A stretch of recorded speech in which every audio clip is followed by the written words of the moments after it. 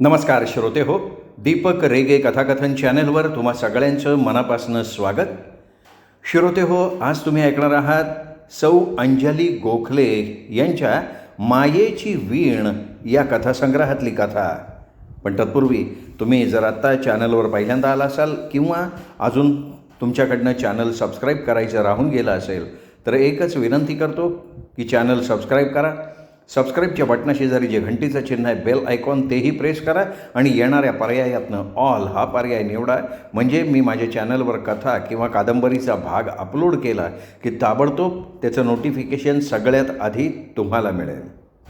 श्रोते हो, ऐकूयात अंजली गोखले लिखित मायेची वीण या कथासंग्रहातली कथा. मायेची वीण. एशियाड बसच्या कंडक्टरनं डबल बेल मारली तसा मी पटकन डोळ्यांना गॉगल लावला. मन केव्हाचंच भरून आलं होतं. आता डोळेही भरून यायला लागले होते. ते वाहते डोळे मला सोडायला आलेल्या दादा वहिनीला दिसू नयेत म्हणून हा खटाटो. खरं तर घरातनं निघाल्यापासूनच मन अस्वस्थ होतं. काही न बोलता घरापासून स्टँडपर्यंत आम्ही आलेलो होतो. त्या नीरव शांततेतच आमच्या मनातले विचार आम्हाला समजत होते. बस सुरू झाली तसं कसंबसं मी हाताने दादाला बाय केलं. त्याचेही डोळे भरून आले होते. माझे डोळे तर केव्हाच वाहायला लागले होते. संपलं. माहेर संपलं. आता पुन्हा कुठली ती माया, ती ओढ. आई गेली आणि त्या पाठोपाठ सगळंच संपलं. मला हुंदक्यावर हुंदके यायला लागले.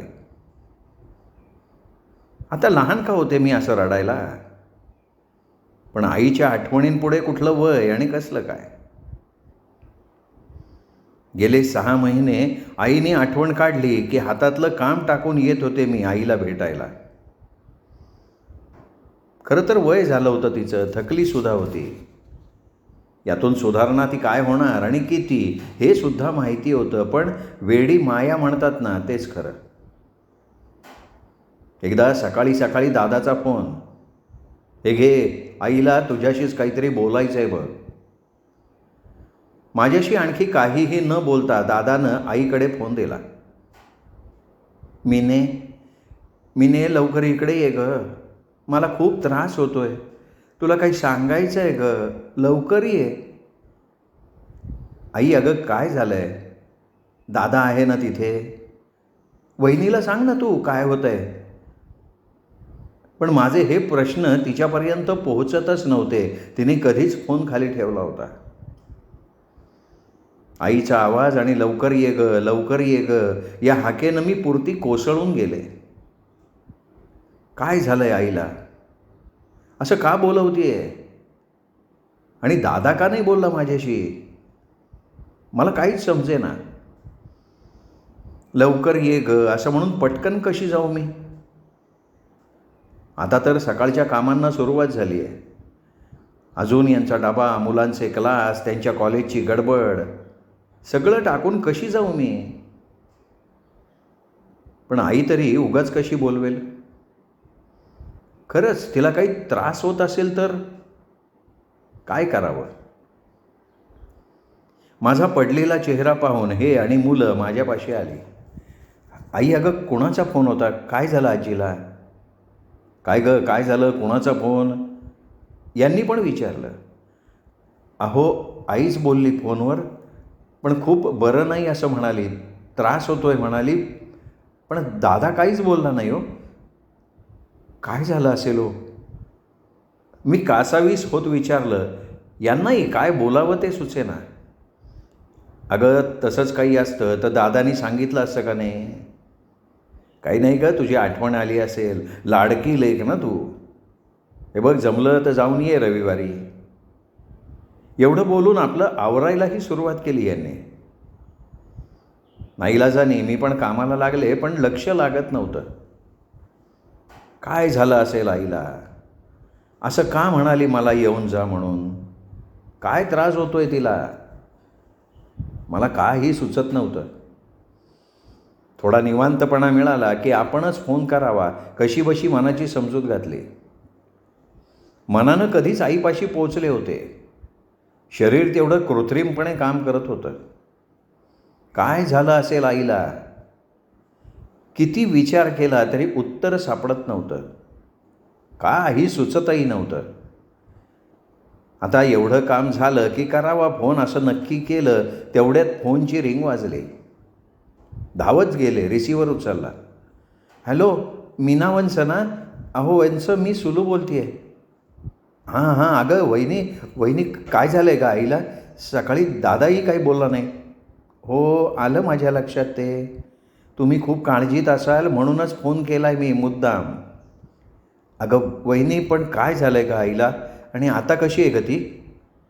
अहो, आत्ताच झोपल्यात जरा. अलीकडे ना तब्येतीची कुरकुर वाढली आहे त्यांच्या, म्हणजे झोप कमी झाली आहे आणि अखंड बोलतात. बापरे, काय झालं गं हे? आणि तुम्हालाही त्रास होत असेल ना गं फार? अहो, आमच्या त्रासाचं काय एवढं? त्यांना किती त्रास होतो. काल रात्रभर तुमच्याशी बोलत होत्या त्या, म्हणून मग सकाळी यांनी फोन लावून दिला. हे बघा, तुमच्या सवडीनं या, पण लवकर भेटायला या आणि अति काळजी करू नका. आम्ही डॉक्टरांना दाखवलं आहे, ट्रीटमेंट सुरू आहे. वयाचंच दुखणं आहे म्हणतात डॉक्टर. मी लक्ष देतीच आहे, पण तुम्ही येऊन जा. वहिनीकडनं आईचं हे समजल्यापासनं मन नुसतं सैरभैर झालं. म्हातारपणी कोणाला कधी काय होईल काही सांगता येत नाही म्हणतात. एवढी शांत आणि सोशिक माझी आई उतार वयात असं का झालं तिला? का झालं आणि का व्हावं याला काही उत्तर नाही. उत्तर नाही हे बरोबर आहे, पण प्रश्न किती निर्माण झाले. सांभाळायचं किती अवघड. आपली आई म्हणून आपला जीव तुटतोय. वहिनीला काय वाटत असेल? कटकट वाटत असेल का तिला? थोडे दिवस आईलाच आणावी का आपल्याकडे? आपल्यासाठी इतकं केलं आहे तिने, आपणही थोडं तरी करायला पाहिजे ना. आईवरी विपत्ती आम्ही मुले कशाला, हे काय नुसतं ऐकायचं आणि सोडून द्यायचं का? दादा वहिनी करतायत, पण मुलगी म्हणून आपलंही काही कर्तव्य आहे का नाही? ते काही नाही, आईला आपल्याकडे आणायचंच थोडे दिवस. कशीबशी मनाची समजूत घालून मी कामाला लागले. संध्याकाळी कॉलेजमधनं आल्या आल्या मुलांनी माझी सुटका केली. आई, आम्हाला 3 दिवस कॅम्पला जायचं आहे, आजीला भेटून यायचं असेल तर खुशाल जातो. यांनासुद्धा ही कल्पना पटली. यांनी दादाला फोनही केला की 10 वाजता मला न्यायला स्टँडवर ये म्हणून. 4 तासांच्या प्रवासात माझं मन काही थाऱ्यावर नव्हतं. आई कशी असेल? दादा वहिनीला सांभाळायला खूप त्रासाचं होत असेल का? आईला त्रास किती होतोय, कशी सहन करते बिचारी. बिचारीचं आत्तापर्यंतचं सगळं आयुष्य परिस्थितीशी जुळवून घेण्यात आणि मुकाट्यानं गेलं. तिच्या म्हणण्याचा, तिच्या विचारांचा, तिच्या आवडीनिवडीचा कधीही विचारच केला गेला नाही. अण्णांच्या कडक स्वभावापुढे ती आपली कायम अबोल राहिली. बघू आता, थोडे दिवस आली तर आपल्याकडे घेऊन येऊ तिला. तेवढाच बदल. तिलाही, दादा वहिनीलाही आणि आपल्यालाही. नाहीतरी अलीकडे आईचा सहवास असा कुठे मिळाला आहे. आता आपण आईला आपल्याकडेच न्यायचं. विचारांमध्ये 4 तासांचा प्रवास कसा संपला कळलंच नाही. स्टँडवर दादा गाडी घेऊन आला होता. आता कधी घरी जातीये आणि आईला भेटतीये असं होऊन गेलं.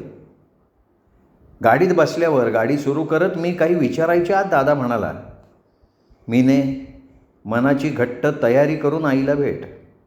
तिला पराकोटीचं डिप्रेशन आलं आहे आणि त्याचबरोबर विस्मृतीचा अटॅक असं दुखणं झालेलं आहे. डॉक्टरांच्या मते या विस्मृतीला काही औषध नाही. पेशंटला आहे तसं सांभाळणं हेच आपण करू शकतो. डिप्रेशनसाठी आहेत गोळ्या, पण त्याही आपल्या समजुतीसाठी द्यायच्या. आईवर किती परिणाम होईल सांगता येत नाही. शिवाय हे का झालं, कशामुळे झालं, याला काहीही उत्तर नाही आहे. अगदी खरं सांगायचं ना तर सहन करण्याची सहनशक्ती संपली आहे तिची. हे इतकं कसं होत गेलं आम्हालाही नाही कळलं, पण झालं आहे. आणि आता आलेल्या परिस्थितीला तोंड देणं हेच आपलं काम आहे. डॉक्टरांनी तसंच सांगितलं आहे. दादाचं बोलणं ऐकून मी बसल्या जागी गोठून गेले. माझ्या अंगातली शक्तीच निघून गेल्यासारखं झालं. असं काय झालं आहे आईला? किती त्रास होत असेल तिला? कसं सहन करतीये ती? आणि वहिनीला सुद्धा असा पेशंट सांभाळायला किती त्रास पडत असेल? खरंच आईचा कामाचा आवाका, तिच्या हातचे छान छान चविष्ट पदार्थ, तिचं टापटीप राहणं हे वहिनीला काही म्हणजे काही पाहायला मिळालं नाही. ती आल्यापासून आईला काही ना काही त्रासच व्हायला लागला. खरं तर अण्णा आजारी पडले म्हणून दोघांना दादाकडे येऊन राहायला लागलं. तोपर्यंत आई किती व्यवस्थित राहत होती. त्यांच्या तालावर नाचत हेच केलं बिचारीने आयुष्यभर. अलीकडे अण्णा गेल्यानंतर तर मिटूनच गेली बिचारी. त्या सगळ्याचा परिणाम झाला का तिच्यावर? दादा वहिनी करतायत म्हणून आपणही काही लक्ष दिलं नाही तिच्याकडे. आपण आपला संसार, मुलं, त्यांचे अभ्यास यातच रमलो आणि आईकडे दुर्लक्षच केलं. म्हणजे आईच्या अशा अवस्थेला आपणही कारणीभूत आहोतच की. नाही, आता ते काही नाही, थोडे दिवस आपण सांभाळू आईला. गाडी थांबल्यामुळे माझेही विचार गपकन थांबले. कशीबशी स्वतःला सावरत घरात आले तोच ये ग ये माझी छकुली ती मीनू, ये ग बाई बरं झालं आलीस आत्ताच, नाही तर कशी ग भेट झाली असती, ये ग ये छकुले ये. इतकी कृश झालेली आणि अशा प्रकारे बोलणारी आई बघून माझं तर त्राणच निघून गेलं. आई ग असं म्हणत मी पटकन तिचे हात हातात घेतले. तिची ही अवस्था पाहवतच नव्हती. माझे हात हातात घेत माझ्या चेहऱ्यावरनं हात फिरवत आई म्हणाली, छकुले शाळा सुटली ना, चल लाडू खा. मला काही लक्षात येईना. विस्मृतीमुळे आई पार 40 वर्ष मागे गेलेली होती. मी जवळजवळ 7वीत जाईपर्यंत आई मला छकुली म्हणत होती. म्हणजे आई आत्ताच्या विश्वात नव्हतीच, पार भूतकाळात गेली होती. तेवढ्यात 2 वाट्यात लाडू आणून वहिनींनी आमच्या हातात वाट्या दिल्या. हे घ्या तुमच्या छकुलीनं आणलेत लाडू. आईने पटकन लाडू हातात घेतला आणि छकुली छकुली करत खायला लागली. आईची ती अवस्था बघून माझ्या पोटातली आतडी तुटतायत का काय असं झालं. मला गलबलूनच आलं. ओक्साबोक्षी रडायला यायला लागलं. जी आई आग्रह केला तरी काही खात नव्हती, तीच आई असं भराभरा खातीये हे बघून मला कसं तरीच झालं. 2 दिवस मी फक्त आईपाशी म्हणजे आईपाशीच होते. ती सुद्धा माझे हात हातात घेऊन प्रेमानं हात फिरवत होती. काय नव्हतं त्या स्पर्शात? शुद्ध माया, आपुलकी आणि प्रेम. जणू काही साईची बोटच फिरतायत असं वाटत होतं. मधून मधून बोलणंही सुरू होतं. दादा वहिनीच्या मते असंबद्ध बोलणं होतं, पण लक्ष देऊन ऐकल्यावर माझ्या लक्षात आलं की ते अर्थपूर्ण बोलणं होतं. आयुष्यभर जी बोच, जी अवहेलना, ज्या यातना मनात गुंडाळून ठेवल्या होत्या, तो गुंता सुटून बाहेर येत होता. माझ्याकडे बघत आई म्हणाली, अगं पावस किती जवळ आहे, जाऊयात ना ग, स्वरूपानंदांचं दर्शन घेऊयात ग. मला आठवलं, लहानपणी काकांची बदली रत्नागिरीला झाली होती. आम्ही सगळे त्यांच्याकडे गेलो होतो. आईच्या मनात पावसला जायचं होतं, पण काही केल्या ते झालं नाही. त्यावेळी ती गप्प बसली, पण मनात खोलवर कुठेतरी ती बोच राहिली आणि तिच्या नकळत ती जखम आत्ता वाहत होती. एकदा म्हणाली, अगं दादाची चांदीची वाटी कपाटात ठेव ग, अगं हे द्यायला चालले ती आत्याला. माझ्या लेकाला नको का चांदीची वाटी? लपव ग ती, लपव म्हटलं ना तुला. बाप रे. मला आठवलं, आईनं शुक्रवारी देवापुढे पैसे ठेवून ते साठवून दादासाठी चांदीची वाटी आणली होती आणि अण्णांनी खरंच ती आपल्या बहिणीला दिली होती. त्यावेळी असहाय्य आई गप्प बसली, पण मनात कुठेतरी होतं ना. आता दादाकडे काय नव्हतं, सगळं आबाद आहे. त्याची मुलगी मेडिकलचं शिक्षण घेते, मुलगा इंजिनियर झालेला आहे, वहिनीनी घरही छान सांभाळलेलं होतं. पण आईची ती आठवण काही गेली नव्हती. खरंच काय औषध देणार या अशा मुरलेल्या जुनाट दुखण्याला? कशानं भरून निघणार ही खोल जखम? आईचं ते बोलणं, ती व्यथा मला समजत होती, पण वहिनीला तो अर्थ कसा लागणार? दादाला कदाचित कळली असती, पण त्याला त्याच्या व्यापातनं कुठे सवड होती स्वस्थपणे आईजवळ बसायला आणि तिचं ऐकायला. तिचं औषध पाणी तो अगदी व्यवस्थित करत होता, पण तिच्या मनाला झालेल्या जखमा इतक्या खोल होत्या आणि त्यावरची खपली आत्ता निघून भळभळत होती. त्याला औषधच नाही काही, त्याला कोणी काहीही करू शकत नाही. आईची अशी अवस्था पाहवत नव्हती, पण काही करताही येत नव्हतं. मी तरी किती राहू शकणार होते तिच्याजवळ?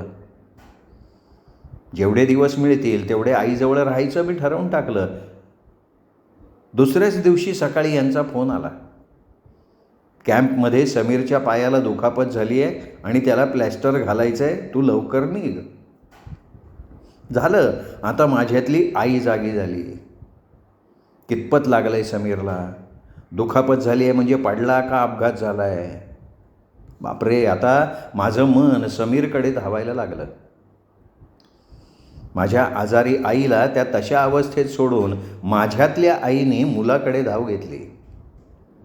आईला थोडे दिवस घेऊन जायचं ठरवून आलेली मी आईला जाते असंही सांगू शकले नाही. मनाची घालमेल होत असताना मी परत आले माझ्या घरी.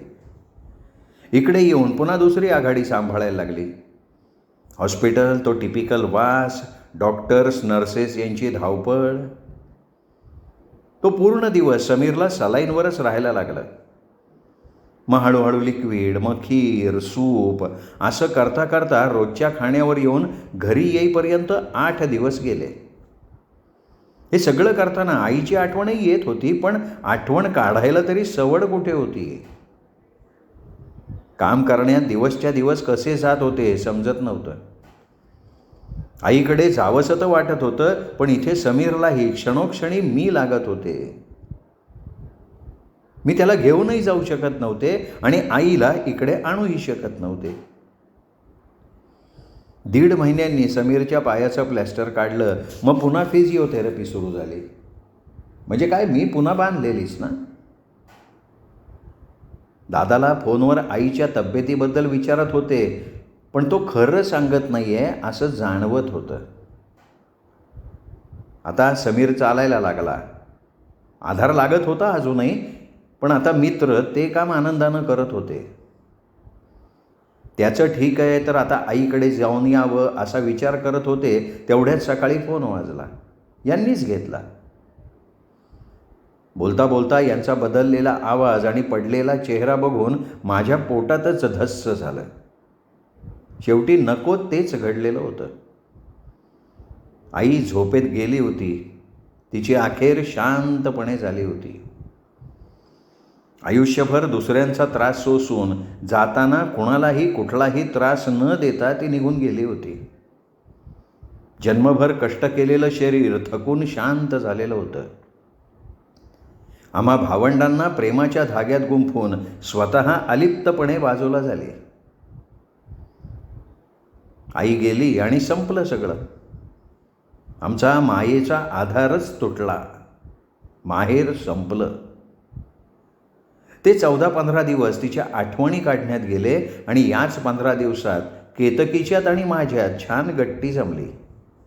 केतकी माझी भाची, जी मेडिकलचा अभ्यास हॉस्टेलला राहून करते. तिचं आणि आईचंही छान जमायचं. दोघींच्या गप्पा छान चालत. आपल्या मैत्रिणीसारखी कितीतरी गुपितं केतकी आजीला सांगायची. त्यामुळे आजीच्या जाण्यानं ती सुद्धा हळवी झाली होती. तिला जपणं हेच मला काम लागलं होतं. या धक्क्यातून स्वतःला सावरत कालच ती आपल्या कॉलेजच्या गावी गेली होती आणि आज माझा प्रवास सुरू झाला होता. गाडी सुसाट पळत होती आणि आईच्या आठवणी, तिचा सहवास, तिचा तो मऊ मऊ प्रेमळ स्पर्श मी जपून ठेवत होते. आता त्या आठवणींवरच राहायला पाहिजे. त्याच आता सोबत. हेच आपलं माहेर. बघता बघता आईला जाऊन 6 महिने झाले, पण तिच्या आठवणींशिवाय एकही दिवस जात नव्हता. एक एक आठवण काढत डोळे भरून येत होते.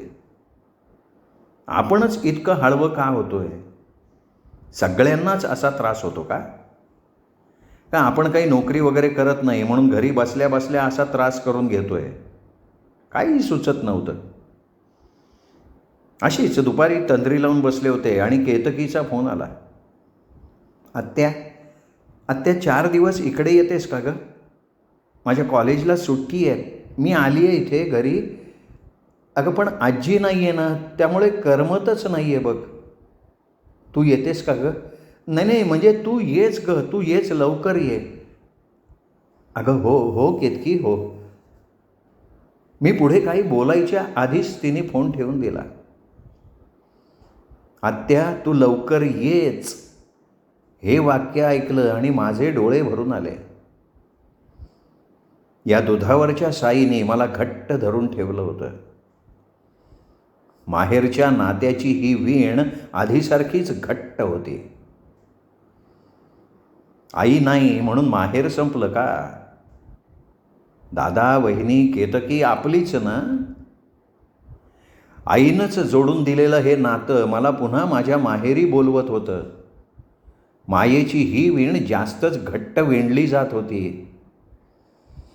केतकीला तिच्या माहेरच्या आठवणी जपता याव्यात म्हणून पुन्हा मी माझ्या माहेरी जाण्याची तयारी करायला लागले. श्रोते हो, तुम्ही ऐकत होतात अंजली गोखले यांची कथा मायेची वीण. कथा ऐकली तुम्ही दीपक रेगे कथाकथन चॅनलवर. कथा कशी वाटली हे कमेंट करून जरूर कळवा. ही कथा आपल्या मित्रपरिवारात, नातेवाईकात, सोशल मीडियावर शेअर करायला काहीच हरकत नाही. आणि हो, चॅनल सबस्क्राईब करायचं अजूनही राहून गेलं असेल तर आत्ता वरती जो माझा फोटो दिसतोय त्या फोटोला क्लिक करा आणि चॅनल सबस्क्राईब करा. एवढीच विनंती करतो आणि थांबतो. भेटूयात पुन्हा अशाच उत्तम कथेसह. नमस्कार मित्रो.